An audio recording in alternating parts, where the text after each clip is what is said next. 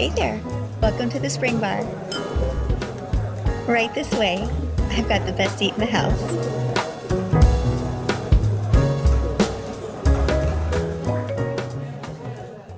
Hey everybody, welcome to the Spring Bar. Glad to have you here. I am Mike, that is Joe. Down below at the bottom of my screen, that's another Mike.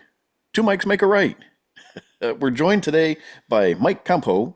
He is Watches 2020 on Instagram. Is that correct?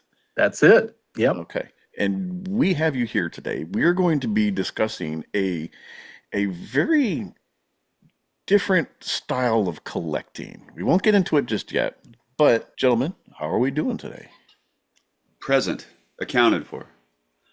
I'm doing well. I'm thrilled to be on the podcast with you guys today and appreciate all the planning that went into this. I have a great respect for the labor of love that you carry out. The behind the scenes of a podcast. Our crackerjack timing and planning that we've been doing. Yeah. Down to the last moment. We always start with wrist and drinks. Mike, being that you are our guest today, we'll let you start. What are you wearing? What are you drinking? I have two watches on. I frequently double wrist, especially for the last 3 weeks since I had this one we're going to talk about later added to the collection. Yeah. But I'll start out saying that I'm wearing a new to me Rado Captain Cook on my right wrist. Blue dial, blue bezel, right? Blue dial, blue bezel, yep. And it's not quite a Jubilee, but it's close. Yeah, it's kind of a beads of rice, they would probably call it. Yeah. I think that's how they refer to it. And then, of course, it's a Timex on the other wrist, a very new one. Very cool. Is that your first Rado? It is my third Rado. Oh, okay. I have Musketeers vintage, and I have a Diastar vintage. There you go. And so this is my first kind of contemporary diver. Yeah. Is it the tungsten?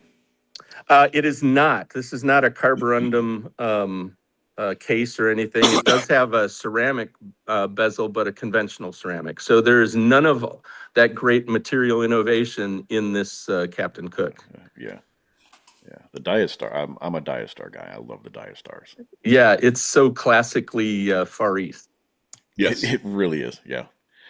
And what do you got in the glass? I saw you taking a drink. What is it? Oh, yes. And what I'm drinking, I have Jim Beam on some ice. There, fair enough. Joe, what do you got? On the wrist today is the Caravel Sea Hunter on Tropic. On a new tan Tropic to kind of bring out. Oh my gosh! Right, perfect. It's not. Okay, it's really not bad.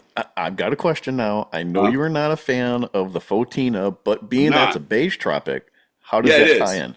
It ties in great. It really works, and that was the reason I got it because I had it on that canvas for a little while, and it pops. It's nice. That's still the sample I want to point out. That's a sample. It is still the sample. TJ, if you're listening, bug Joe to get your sample back. Well, this is a loaner. Oh, this is the official sample watch. It says sample on the back. Oh, right. So it's the loaner they sent Joe's out. Holding it hostage. well, I was holding it hostage because we sent them in. I sent them in some of my vintage samples that they have now since returned, and I've offered to do the exchange as is per rules, but maybe they forgot I have it, and Mike just reminded them. Thanks, Mike. Yeah. What are you drinking, Joe? I've got Jim Beam and Coke. So, all right, there you go. And what do we got on, sir? I have. So prior to this, I scrolled through your Instagram page, and I'm wearing something that I feel like you'll appreciate. I am wearing my Louis Erard Alan Zieberstein. I know you have an Alan Zieberstein, one of his actual watches. Yeah. But this is my collaboration. So that's what I'm wearing on the wrist today, being that we are talking designers today. Yeah, very appropriate. And I am drinking another Victory Brewing part of the monkey series. This is Witty Monkey. This is a citrus wheat ale. What I like Oh. about these is they are 9.5%, so they are more than double your usual beer alcohol content. Yum. Yeah. Real quick, we've been doing a lot of specialized episodes. We haven't got to talk new stuff. I know, Joe, you have something that you've had for weeks now. It's been a while, almost Several months. Several episodes worth. So that's almost a month now. Yeah. So what do you got? This one, little Caravel Setomatic 666 Stadium bezel, Lexan hour markers on shark mesh. Okay, so you have that in a white dial? I've got a white dial version of this, and then this Okay. is the black dial. And that's the Lollipop black one. seconds. Yeah, I like that one a whole lot more. I like it too. It's just a real classical thing. Huge chunky case. Looks real great on the mesh. Yeah, You I know. like that. So, You know, so, Mike, you have a stadium bezel. You've got a stadium bezel. I don't have a stadium bezel. I appreciate the stadium bezel. I need to find something with one. okay. You know what I would love, but they are ridiculously expensive, are the Gruen Ocean Chiefs. Oh, yeah. Yeah. Those are fantastic. Nice piece. Those are really Yeah. good too. Those are really good. But man, trying to find one for less than $2,500 right now, it's almost impossible. But needs work, or it'll be without the bezel. Yeah, you got to Yeah. find one in good Yeah. shape. Right? Yeah, Right. that's the thing. I have something. Actually, I don't even have it. It's a piece for my girl. This is a little ladies Accutron, Oh, tiny little thing. Just probably maybe 30 millimeters or so. Yeah. This is, I believe, I haven't opened it up yet, but a 230 tuning fork movement in here. wow. From 1977. This thing runs fantastic. On the original signed bracelet, just a nice stainless, kind of a two-tone gray dial to it. It's really something fantastic. So I'm doing a lot of Accutron work for somebody, and he had this and says, "Hey, you never let me pay you. I have this watch. If you want to give it to your girlfriend, you can have this for, helping me out." So I took him up on that and gave it to her, and she absolutely loves it. So There you go. Well, if you're gonna, That's cool. it's a barter system, right? And you might as well, if you're bartering with Hey, watches, know you what? might That's as what it's all well. about. I am not a professional, so I feel bad charging anybody for any work that I do, but we can barter all you want. I'm good with that. It's an Accutron thing. I run the Red Bar Cleveland group, Mm-hmm. plug for Red Bar crew. And we have a gentleman, Alan, who's all about Accutrons, Mm. like It's totally immersed. it's a And weird obsessive bug. yeah. Yeah. And also it's also one of those things where it's like, oh yeah, you need that. I've got that part here. Let me send it to you. And the part swap that happens in amongst that community is bizarre. It's bizarre and wonderful. And as soon as you start accumulating anything, it's like, great, I've got extra. I'll That is share. tight knit. Yes. It's a thing. It's a thing.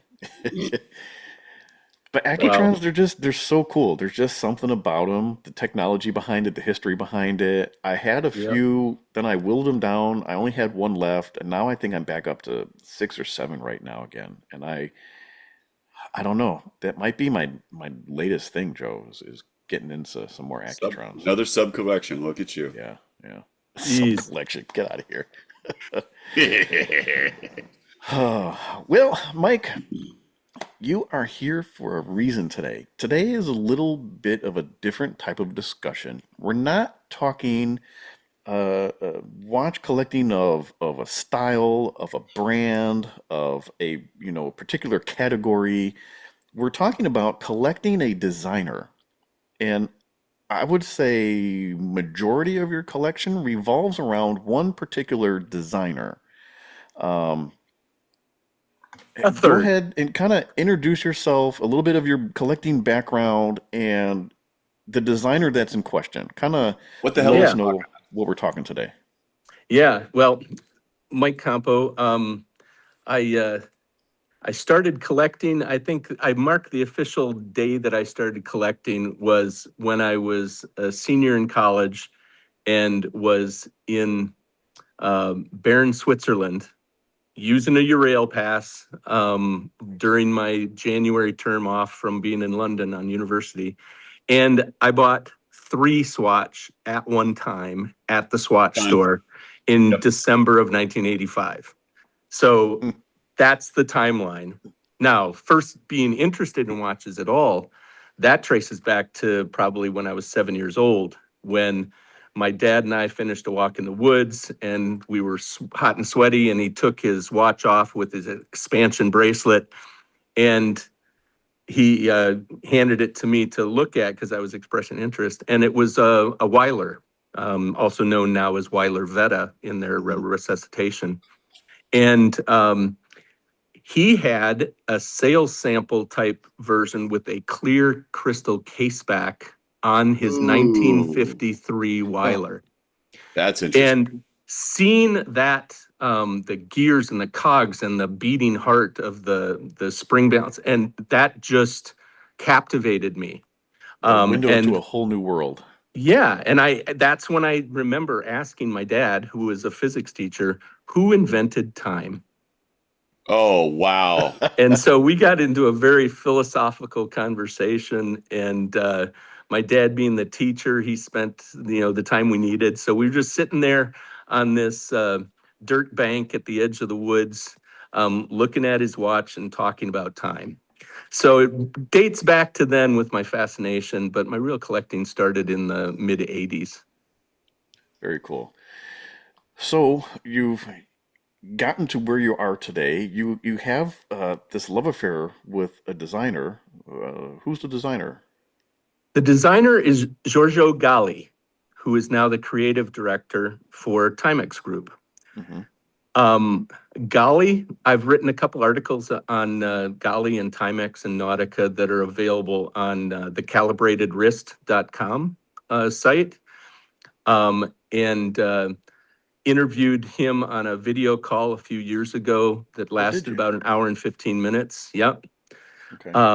And we talked about how he started designing, but my love for what he was cranking out stemmed from first seeing some of his watches in the Nautica outlet store when I was in the probably mid 90s. Yeah. They started working with Timex around 94. They had watches before then that were made in Hong Kong and Swiss parts, and it was kind of a cobbled together thing. And they have since been doing watches. Timex has been doing watches for Nautica, and have all been designed by Giorgio Galli and his team at Giorgio Galli Design Lab in Milan, Italy, for 30 years now, right? Since 1995, I think they started. 1996, their first collection came out that had been designed by him.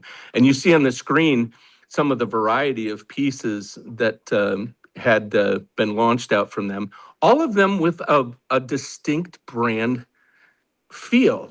Yeah. That is at the core of Galli's design, is that he wants to understand the brand and what it means. He's actually doing design for all of their licensees as well. So Ferragamo, Versace, Versus by Versace, Adidas, all of these were actually products of his design lab in Milan for Timex. So first of all, one point I want to stake put in the ground is that he's been doing Swiss-made watches for a long time. A long time. They haven't necessarily ever borne the Timex name. But being done essentially out of that same studio and out of Yes. Out of Timex production. Yes, Timex manufacturing, and in some cases Timex marketing responsibility. Each license is slightly different, but so everything that we're seeing on screen here is manufactured by Timex for Nautica? Yes, that's Wow. correct. Yep. Interesting. Yeah. And these are amazing. Many of these are 100 meter or 200 meter divers. The two at the left, not the far left, Nautica steel, but the one with the wood bezel and the little pegs, around the outside. That's an automatic. The one straight below it is an automatic. And these use Miyota movements. There's a Miyota automatic movement in the anniversary issue, which is the skeletonized dial at the top there. So he has been involved in creating products that are really outside a typical boundary for a brand that's going to just do 30 different models and keep refreshing those by changing the size and changing the dial color. You know what kind of companies I'm talking about. It's not specifically a fashion watch. It's more, this is an actual watch. It's got a design language. It's got it's not just slap your name on something else. Yeah, I like to say that I think Timex used Nautica, well, Galli used the Nautica brand as making micro brand watches in the typical template of creating a design, looking for a movement to slot into it, and then doing the merchandising with giving meaning to a brand. That's what he brought to Nautica. And that's, I believe, why Timex bought his design studio back in the 2010s, 2015 or 2011, I forget what it was. And so he had created so much value in the Nautica watch business, and they were moving so much product at such good margins that they said, what if you take on our brand and bring back and reinvigorate the Timex brand and update it and tie into our legacy as a world-class watchmaker? And that's what we're seeing with the launch a few weeks ago of the Timex Atelier, a Swiss-made brand. All right. So the history is Galli has his own design studio. He's doing a variety of things in Milan. And then first for the Swatch Group from 1990 to 1992, he set up their design studio for them and was creating collections on a routine calendar for Swatch. He decided to leave the Swatch Group because it seemed like a lot of the same because of the limitations of materials and size and no chance to explore more creative opportunities. And Mr. I want to say David Chu, I forget his first name right now, the man behind the Nautica brand, went to Galli and said, I want you to do watch collections for me. And Galli said, well, let me see what I can do. And it was a couple years before they got into it. They brought Timex in for manufacturing because Timex was making cases, or another firm that Timex bought called Callinan was making cases that frequently Timex was using. So they did some vertical consolidation. Nautica came in and gave them a license to create products and gave him basically the mission of make us money in watches. And Galli basically cultivated all of their collections then over the next 30 some years. So let's get into some of the watches that you sent us pictures of, and we'll talk about, we'll throw them up on the screen and let's just talk about kind of what they are and what the impetus behind them was. And so and you have that one with you. You were showing us. That's titanium, and it's got two faces. This is, I don't think it's the watch you're thinking of. This one is titanium, but this is the extra large, like 49, 50 millimeter case. I don't think this was pick one, but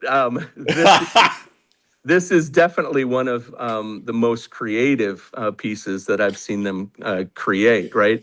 The idea was to have this marine flavor, this kind of energy of the sea and the maritime lifestyle. So he took inspiration from ships and ocean-going vessels and submarines, and it comes out in these very interesting ways for many of these pieces.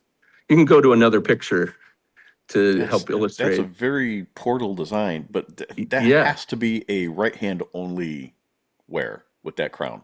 Yeah. I do wear it on my left wrist as well, but you do have to slide it up a bit because Yeah, here's a great, this is a collection of one family, the Spettacolare collection, which Nautica introduced at Basel World in 2006. They actually had a booth and launched this collection, and it was anchored by the watch at the center that maybe you can't see too closely is actually a watch with, as you were referring to earlier, 2 different dials. Yes, that one there, That one. exactly.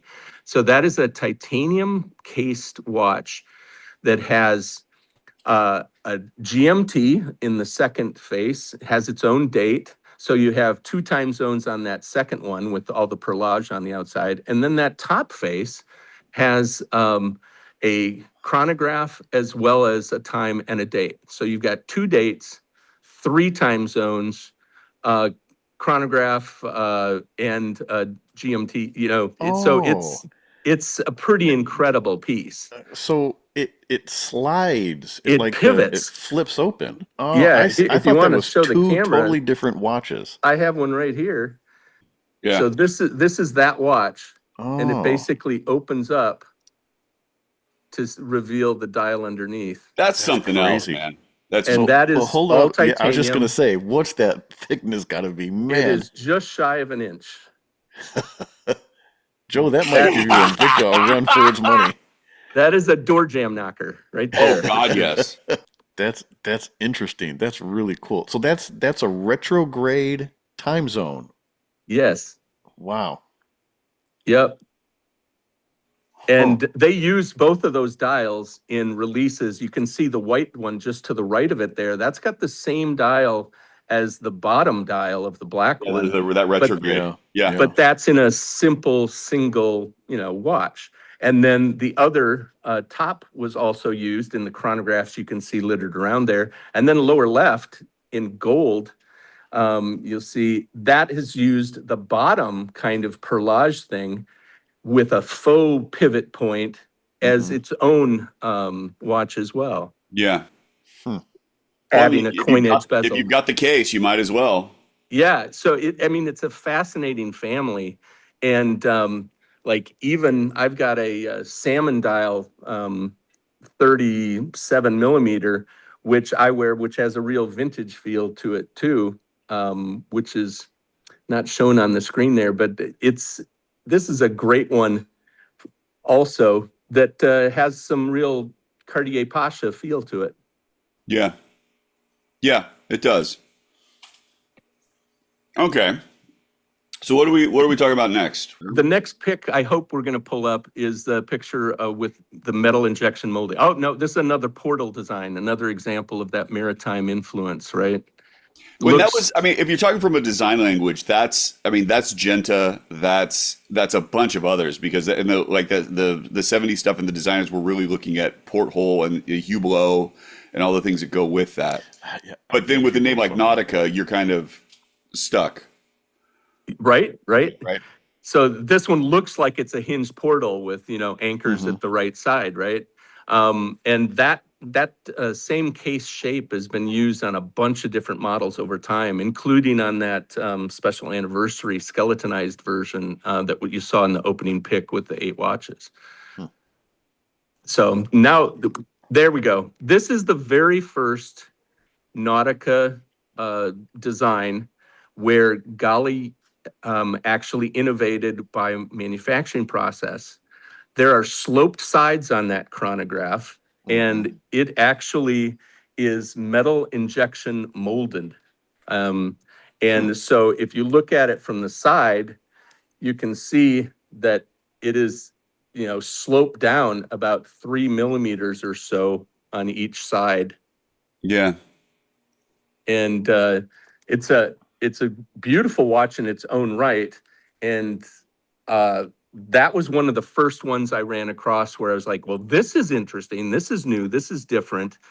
And that was introduced in 1996, 29 years ago. Is this the first that we see the open-sided case from him? Because that's very apparent in a lot of these new designs that we've got. Yeah, it's the first today. ever of that kind of influence in watchmaking. Long before AP did their code. Yeah. Long before Ming used open lug on some of his pieces.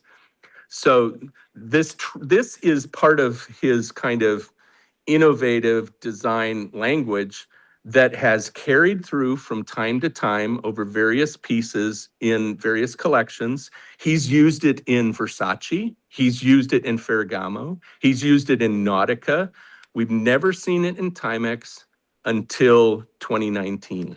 Until, yeah, fairly recently. Until Galli was given his own self-branded premium watch, the Galli S1 in 2019.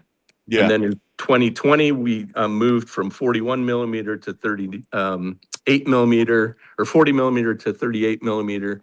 And then about 2 years later, in 2024, I believe, we introduced the S2, which was the black dial Galli. So Timex had been wanting to move up some of their branding. There's another one from about 1998 Yeah. that used the metal injection molding. Sides. The same Yep. design language, yep. Yep. Another one, this is original with the yellow dial from 1996 with you see the bi-lobed kind of aviator style leather original strap. This one is really striking to me. I like that one a lot. Yeah, the colors are good. Yeah, but that and that slope case and the open design on the sides, I like that. That's cool. Yeah, it's very cool and it's very hard to find. Is it really? Yes, that will take a lot of searching. And here we have a special edition. This was a limited edition version from around 1998 that has an ETA 2824-2 with a date at 6. And that has, if you zoom in, you can see it's got a wave dial like we might be used to seeing on Seamaster, Omega Seamasters these days. And so that's a Swiss-made Nautica from 1998. Is it still the injection same molded? Yep, they've seen the same hollow sides there, the hollow lugs, skeletonized case.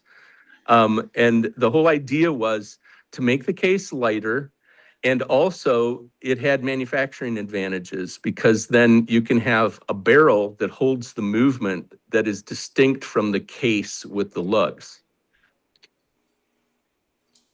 And that's continued on through as he moved into his 2019 Galli eponymous series, and on through to the recent releases from Timex Atelier, Marine M1, and now just 2 days ago, the GMT 24 M1A.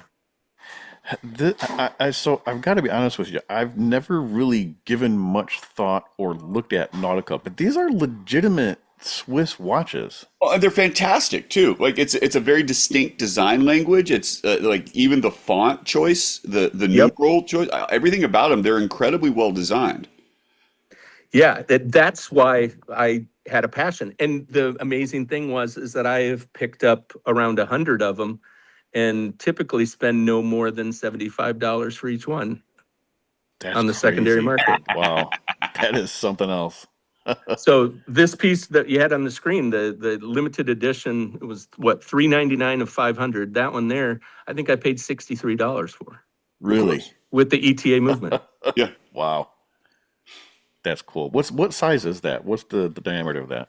That is 44. Oh, so that's The a big bezel boy. itself is 44. Wow. Okay. It's a good size watch. I've got it here. It's it's pretty large. You can see the 38 next to it is much smaller. Yeah. Show. Oh, there you go. Yep. Yeah. Yeah, that's So, a big size difference. If we're talking about, because this is really it's late 90s design, for lack of any better really time frame.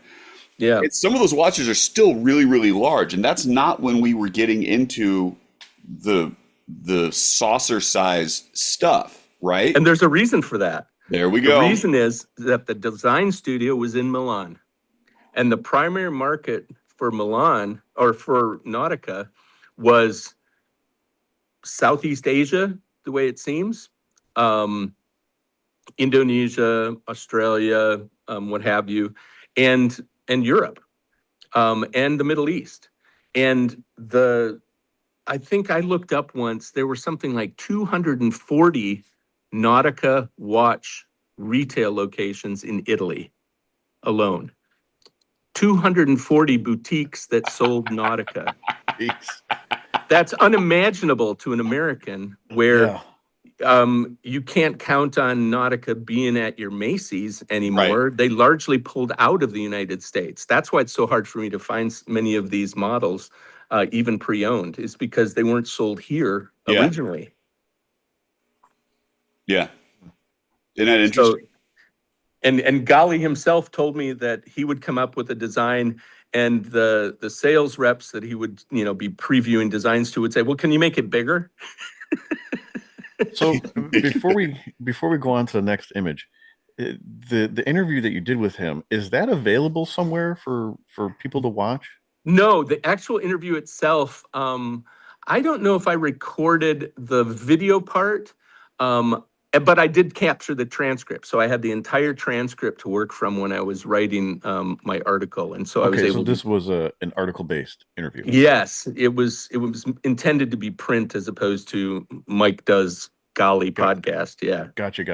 And where is this at again? on thecalibratedwrist.com, which is Robbie Robillard's organization in Canada, on Lake Eloida in Ontario, and he's on Instagram as at Caliber321. Okay. And so that's his media site.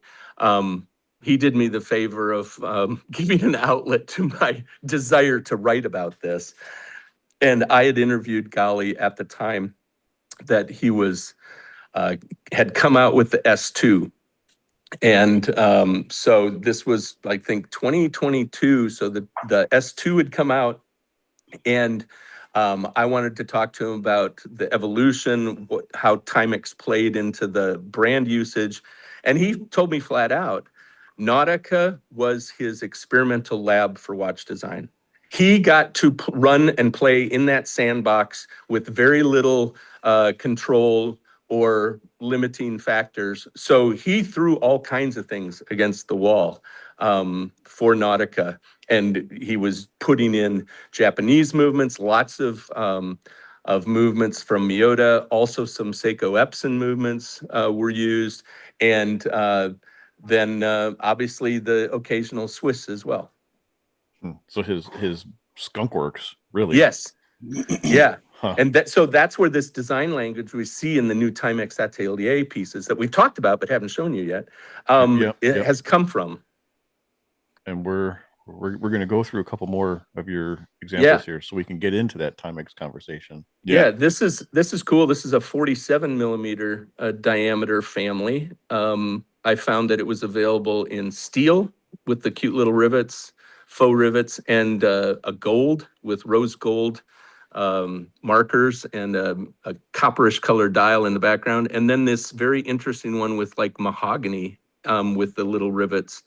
And those are all automatic movements that are Miyota.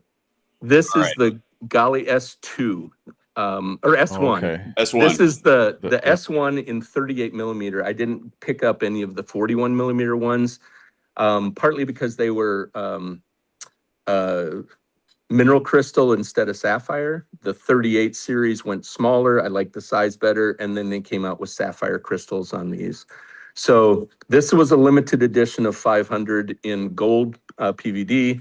And then they also had the silver in 3 other colors, the blue, I think, and green and black in the second series. What's So the significance of the little jewel in the well, Right. How many jewels is it? This comes to the lore, right? Right. It is a standard Miyota movement. Let me look at it here. I don't remember. It's like 20. It's 22 jewels. I think it's Oh, they actually changed the rotor, so I can't see the typical Miyota rotor with the number. But yeah, so it's a typical Miyota 8000 series movement in those. And uh, rumor has it, certainly the way Ariel tells it, it's all down to him. But Ariel Adams at A Blog to Watch says that he is the one who convinced Giorgio Galli to put a jewel in the dial to give it some more visual interest and to indicate that it's a mechanical watch. Which I thought as soon as I heard that because it was coming from Timex, and at the time Timex was not known for mechanical. Like Right. if they were talking about Timex and watches that weren't quartz, they were talking about pin lever movements. Yeah. And all it says, okay, we'll throw a jewel on the dial so everyone knows. I'm like, that's brilliant. It's a brilliant marketing ploy. It makes the dial look more interesting. And then you've got all of the stuff going on with the case. Like, I like those. I really did like them when they came out. And now tell me, you should know of another brand that has put a jewel on the dial as well. Also from Italy, as another clue. Oh, don't do this. I haven't had enough to drink. It's going to be one of those when he says it, we're like, oh, that's it. I know you're right. I know you're right. These were like 46 to 48 millimeter watches. Oh, the Panerais? Nope. What? Nope, close. But What? Who? no, it was now I'm blanking on it. Oh, They had a watch that was all the rage for Fonda. Honda ain't got a motor in the back of her. No, Honda. it's an Italian brand, and they make huge watches. And they had come from Panerai and started this brand, as I recall. oh. And now I'm going to have to look it up, and you'll have to do some major editing. But yeah, I'm like, my brain lost it in the midst of us talking about it there. But yeah, this is not new to the world idea of putting a jewel just for appearance. Oh on the no, front but of the that was dial. it was something that was going on for decades, where the jewel count was the bigger deal. And Well, so you throw but jewels not in around the not in outside. the front of the dial. They were putting them into the plates on the back. Into the plates, into the rotors. Sometimes you Yeah, could see them around the bezel too. Sometimes. Yeah. Like what? Oh, What that's did they true. used to have? Like the 100 jewel movements. Yeah, right, Yes, right. yes, 59 Like they were jewels. putting jewels as hour markers just to count it as a Yeah, a it jewel. was crazy. Yeah. Yeah. Yeah. So, yeah, that was why they did that, and that's where they came from. And those models, then he went and used his metal injection molded kind of methods for this unique look to give the kind of shadows and to play with the light differently and give different surfaces to reflect. If you look at on this S2 titanium that we're looking at on the screen right now, if you zoom in on that lug, you'll see that there's chamfered edges that are Yeah. high gloss. Yeah. And I'm looking at that, and the way that this Yeah. bottom edge kind of tucks under, the lug wraps around and meets it. It's very three-dimensional. The really particular interesting design. thing is he changed the design on that one, the S2. So you actually have, instead of all one piece being metal injection molded, that bottom plate is a disc, and it's simply a high tolerance meeting of the edge of that lug that just wraps around in a U up against it. They're just pushing. Those are not connected. No Yeah. kidding. Huh. The Wow. bottom of that lug is not connected to that disc that's part of the assembly for putting it together and holding the back on. Huh. Wow. That's really cool. And that same approach is what's used in the Timex Atelier version here of the Marine M1A. It's the exact same profile with a wraparound U-shaped lug that meets but does not connect to the base of the case that is going to be secured into the barrel holding the movement. All And right. in this case, the barrel holding the movement you see is that black PI Yeah. steel. Huh. That is the barrel, and then it's connected to by that bottom plate, which simply meets perfectly the edge of the bottom lug. So is that the actual movement holder, or is there still a movement holder within that black? I think it is the movement holder based upon looking at the breakout pictures they had on the Timex site, but I am not sure. It would be down to a disassembly to be able to know for sure, or Yeah. I'd need to ask Galli about that. Huh. But you can see the Interesting. lugs then are also, made from the U shape that. Just the same, yeah, wrap around. Yep. Wow. All right. Here's our last. Yes, last one. and Yep. this is the deep water Timex series. This is an earlier one called the Tiburon, which did not yet possess the deep water name, so it's not on the dial. And also in this series, they use the actual scuba flag at the base of it, which basically says divers near here, and Right. be cautious. They have changed that to just have the two red triangles without the white stripe in their recent iterations of the deep water, of which they now have a titanium diver in a slightly different case, more like an expedition case. And then this particular case has also got the deep water Meridian, which they're pushing online now with a very bright teal blue dial and strap. And those are 200-meter true divers with Miota movements. So, talking about the recent push of the Galli name through Timex, right? And so the S1s, the S2, and then now this new M1A, and then the GMT that's a brand new release. Yep. What is your sense that's going on within Timex? Are we leaning towards this as a designer? Are we looking to try to bring the brand up market? Because there was the Waterbury stuff, there's the Todd Snyder collabs, some of the other things, and this feels different. This is a different thing. Almost. This is different, but it is all part of one plan. I've done an awful lot of digging and reading related to as obscure documents as the Timex Group Sustainability Plan 2021. And in there, 2022, I think it was, they actually talk about the concept of bringing greater breadth to the watch line. And they still are selling $50 right. watches. You can still get a Timex camper. You can still get a Timex Easy Reader. Yeah. Right. Yep. And those are base technologies that are very important to them in the midsection of the market.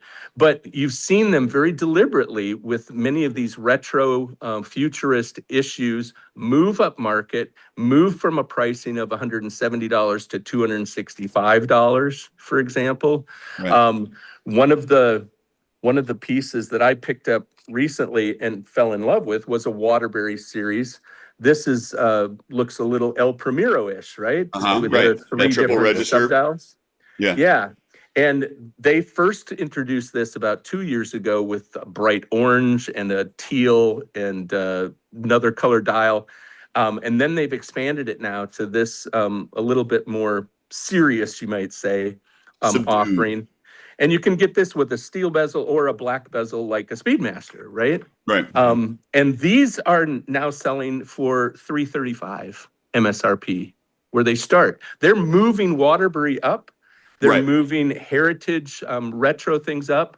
The collaborations they're doing with people like Jackie Aish for females watches with the eye logo that's so central to them, and the Todd Snyder releases where he reaches into their catalog and finds things from the past. He's apparently the only individual who has the right to go into their archives. No kidding. Really? So Todd Snyder has so the ability to find a watch and say, this is the next one I want to release. Okay, right?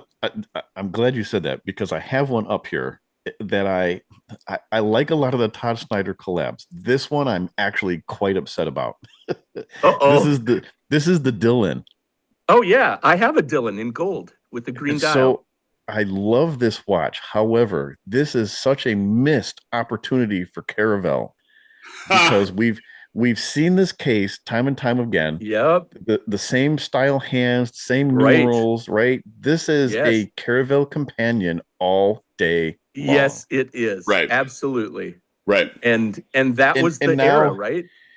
But now if Caravelle were to go back and pull this forward from their archive, it's Timex did it first. And I Yeah. hate that. I hate it because it was such a missed opportunity because Yeah. it looks fantastic. I really like that. It's a great look, but also when you start getting into some of these design languages and some of the ways that watches have come across that you see similar things going on through different brands at the same time, and it's not necessarily Right. that they were copying each other, it's just that that's what was popular.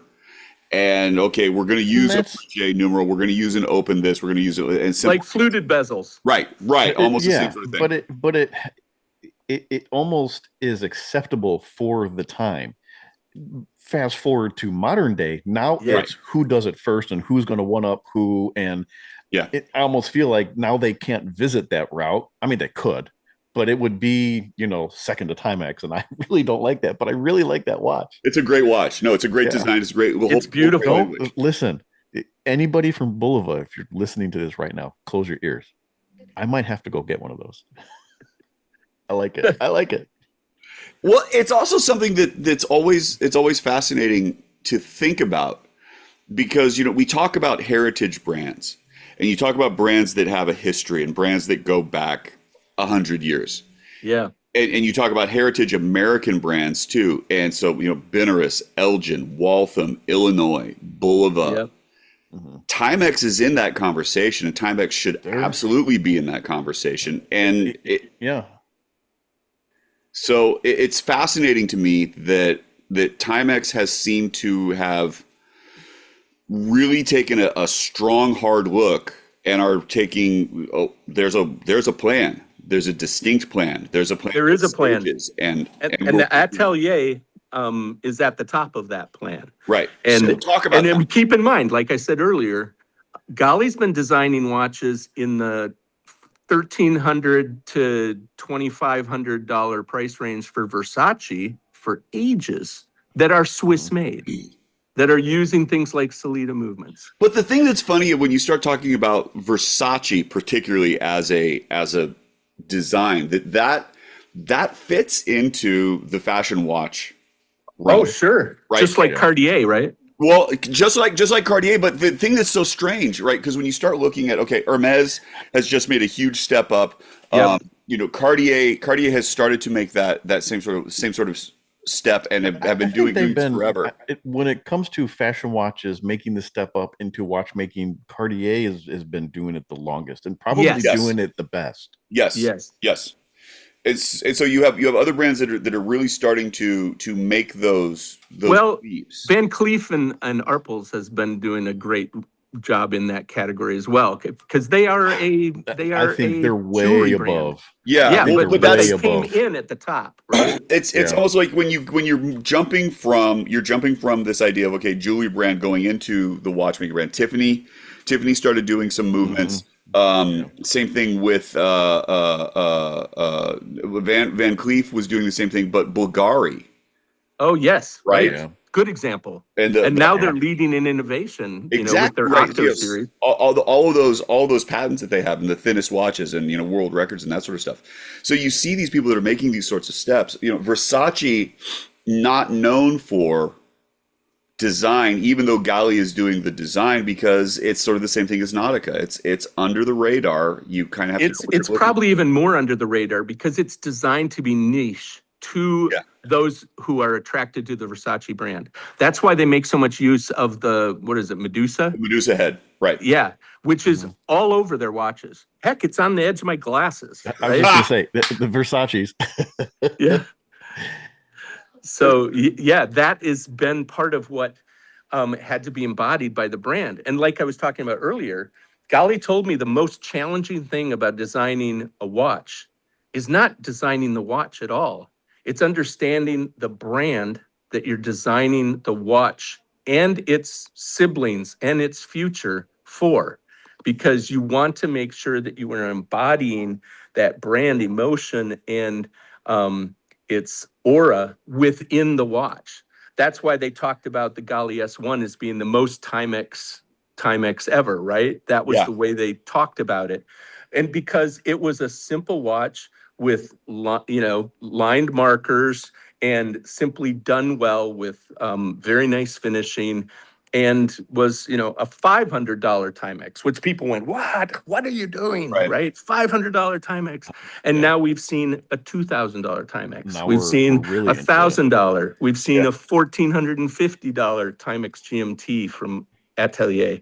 So it begs the questions, if he's designing for the future of the brand that he's designing for, is this just the beginning of the Atelier line? Yes. Or once he's done with Timex, his tenure at Timex, will the Atelier die along with him, or is he setting up the future of the Atelier line? Is there going to be a progression of that even when he's not around to do the designing? This is conjecture at this moment, right? Because we're into understanding the but true legacy of the right? three of us. You're the most in tune to. Yeah. Well, here's what I think. Okay. What I think is that Timex Atelier is intended to be a brand that continues out and forms a major cornerstone for the Timex brand meaning, for the Timex group going forward into the future decades. I believe it is something that is meant to become now a new anchor to understand Timex's watchmaking capabilities. They own watchmaking in Lugano, Switzerland. There is a Timex plant in Switzerland already. They are using it to assemble these Swiss-made watches now. So that's happening. It's part of what's going on. I believe they bought that from Philip Plein, but they also bought a very complex electronics watchmaking group in Forsheim, Germany, not long ago, right? And that gave rise to the Timex TX series, or intelligent quartz, where they had basically MEMS sensors in the watches for doing things like you might see on a Tissot T-Touch, right? It was basically all of those kind of things for air pressure, what have you, built into the watch. So they now have so many tools up and down the scale. Indiglo is a feature for the run-of-the-mill, belly of the market. And then they've got these niche design languages and brand meanings for Waterbury and for Timex Atelier to be able to expand upwards. And I would expect that over time, we will probably see a column wheel chronograph automatic come from them for, Really? I would guess, doesn't it just make sense? We're doing a GMT. If you're moving that way, We've done a diver. It just seems, makes sense. It's so interesting though, because when you're looking at so the Atelier is going to be essentially, if we're going to try to use a comparison, it would be the Grand I know you're going with Seiko. this. Right. Yes. Oh, that's not where I thought you were going to No, go with that's this. not where I'm going. because, and this is the part that's different, right? When you start thinking about watch groups, you think about the Swatch Group, right? They've got tiering, but it's very distinct brands, and they're not the same. But Seiko has got design language that travels from the top through to the bottom. That's true. All the way through the line. And Well, it seems like Timex, you've got that going on as well, rather than doing, okay, so the Atelier is going to be a sub-brand and we're going to call it something else. It's still Timex. It's still a Timex watch. And that to me is a more fascinating thing, because you haven't seen that happen recently. And I thought you were going to make the comparison, because for the realm of what we're in is the Bulova and Accutron, where Accutron is now the flagship brand. It has stepped out into being its own thing, the flagship. $5,000, $6,000, $12,000 watches. Yeah. Yeah. But this seems different. Yeah. Well, yes and no. I agree with you where I see that this is going to step out and be its own brand. But I don't know. I don't see them sticking with a lot of the Timex design language. I see them, if they're going to do this, they're going to have to be a step above, especially if they're going to be at that, 14, 15 plus price range, Well, that's into why the 2000 bracket. That's why I think we never saw the injection molded cases in any other Timex other than those Galli S series. Until now. I think that is part of the actual thing that's going on right now. No, I get that. But I think we'll also see Timex have their own caliber. Swiss I caliber. I'll wouldn't. call I it wouldn't be right now. surprised either. I would see Because that. Look at what we saw with the Citizen 1000, Yeah. caliber 1000, $8,000 watches from Citizen. Who predicted that 6 years ago? Oh, completely. But then also, I know that there's all of this investment that's going on right now in American quartz, and then trying to get a rebirth into the American watchmaking industry, trying to get jewels and springs. If that takes off, we're a long way away from that. Well, the quartz is already there. The quartz is already there. They're doing it in Arizona. Vortic is involved. There's a couple others, and They're being made. They're being licensed. Things are starting to happen. I know that a Craftsman watchmaker that I know well here in Akron, Ohio, used some of their movements in the past. He may still be doing it. So they're getting things happening, right? Now, he only needs maybe 100 movements a year, right? Yeah, it's So all about not high scale, volume, but that suits their ability to ramp up also. right? And over so time. the question comes when you start thinking about, okay, heritage American brands, you've got to have the made in the USA stamp. And if Timex, because Timex has the Waterbury is assembled in the United States, Shinola is crafted in Detroit, or whatever their catchphrase is. I'm not even sure that they are assembled in the United States. I think this Timex Waterbury, for example, which is absolutely beautiful with small seconds and the Waterbury logo, that's not assembled in the United States. They had that it was on the dial of one of their watches. I think you're talking about the American Documents series. Yes, thank you. That's that what was made in the USA. Right. And in fact, I have one of those here as well. This is from the collaboration with Made Warren. Yeah. Oh, yeah. And this was part of the American Document series because it was made in the USA. It was assembled in the USA. Everything except the movement was USA. All the labor, the leather from Red Wing, Minnesota, the provider to Red Wing boots. So that's... I tell you what, their SB foot straps are something else. Yeah. Yeah. Yeah, they are nice. And it's a great day when you get a watch and you go, oh, it's got one of those, right? I mean, I have a couple of their reissues and they come on them straps and they are nice. Yeah. The other thing, I'm going to straps. give a plug to Blue Shark because I have to say, I bought a bunch of different straps when I got my Atelier M1A diver.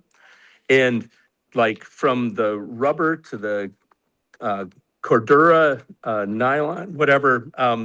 These things are incredible. And the leather work, like I put a racing rally strap on this early Galli, and it just kills. I don't even want to put the double-lobed leather back on it because this just looks so good matching the numbers, for a tone of blue. Yeah. So that's incredible. But those SB foot leathers are lusty. Yeah, they are. Lusty. We're kind of a side note. Were you lucky enough to get one of those anniversary watches for $1 that they had going on? I didn't even try. No, I didn't even try. I didn't feel like I needed to jump on it. It would have been nice. I don't know if they were even numbered. I don't recall if I heard that they had actually numbered them. I don't remember They if they haven't were been either, no. numbering a lot of things lately. Like this Made Warren case isn't numbered. The number was put on a paper certificate that it shipped with. So, and that brings up a good point. These Atelier watches, are these limited edition? No, They're not. Okay. this is ongoing manufacturing. They are like they sold out way earlier than they expected. And it was like in 4 days or something, they sold out of all the stock they had. I have to believe that was hundreds. And now they're giving likely shipment dates to people when you drop it into the cart. They tell you that should ship by, October 26th or whatever. And that was going to be my next question is what was the reception of a $1,400, $1,500 Timex? But it seems to be good. I think from what I've heard from Wind Up Watch Fair, where Galli and Tobias addressed the crowd in a session at like 4:30 on Friday, Mhm. the reception was amazing. That people had all kinds of questions about the diver. Oh my gosh, it's got a butterfly strap on or butterfly closure on a deployant on a dive watch. We can't use that. And I kind of agree with that. I can't stand well, those on a the dive thing I watch. liked, it does not have the wings. It doesn't have the pushing Yeah. wings to dig into your wrist. I hate that. Oh, I okay. So hate what does it that. have then? It's you just tension. You just pull them. You just Oh, okay. pull the two things. Oh, yeah, I yeah. gotcha. Okay. Yeah. Okay. So All right, that's better. it doesn't Because those have the same pushers are the worst. susceptibility. Yeah. I can't stand many of those because they dig right in. So yeah, I think based on the words I'm hearing, and we haven't seen too many roundup writings yet from the Wind Up Watch Fair to understand, and they didn't stream that talk by Mhm. Galli and the CEO of Timex, but everything I have heard through the Rumble line is that it's extraordinarily well received for a GMT 24. There were questions about what is a Landeron 24 movement, just like there was about this Atelier, about it being a Katina SA 100 movement. Who's Katina? I've never heard of Katina. So there's going to be some of that. But I think all of this is on the way. I truly believe that all of this is on the way towards Timex producing their own Swiss movements. I truly believe that they're not going to be continuing to shop out like a microbrand. Oh, should we use a Solita 200 or SW 200 this time, or should we go to Kinesi, for example, which is who I first thought they were using for the GMT because it's also a 28 joule GMT movement. But yeah, we'll have to see. Well, and if that's the case, you've heard it here first. Spring Bar Podcast. Like and subscribe. Like and subscribe. Like and subscribe. Push the button.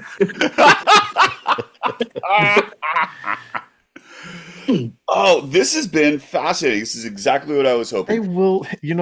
I will be the first one to admit when Joe pitched me the idea of having you on and talking the Nautica watches and the Galli design, I was very skeptical about how this conversation was going to go. Put the graphic eye roll up right now. This has been one of the best conversations we've had about a designer and the watches that have come out of this. It really has changed my opinion, especially on a lot of these Nautica watches. But it's opening the conversation into the future of Timex and this Atelier arm and what's going to happen with it, and where it goes from here. I know it's a back and forth, and I always feel dirty talking about Timex because I do like Timex, even though all the Bulva people will give me shit about it. It's going to be interesting to see what they do from here. Are they a sponsor? No. We have a very good working relationship with them. We do. It's true. But Which is why Joe has a sample on his wrist. this is also true. Yeah. That's nice. Well, they're good people and they're doing some great stuff. And I'm a huge fan of Citizen Group. So That's okay. You don't have to plug them. no, you know how many Alpinas I have? There it is. Yeah, there you Yeah. go. There you go. Yeah. Yeah, this has been a very enjoyable conversation. It really truly has.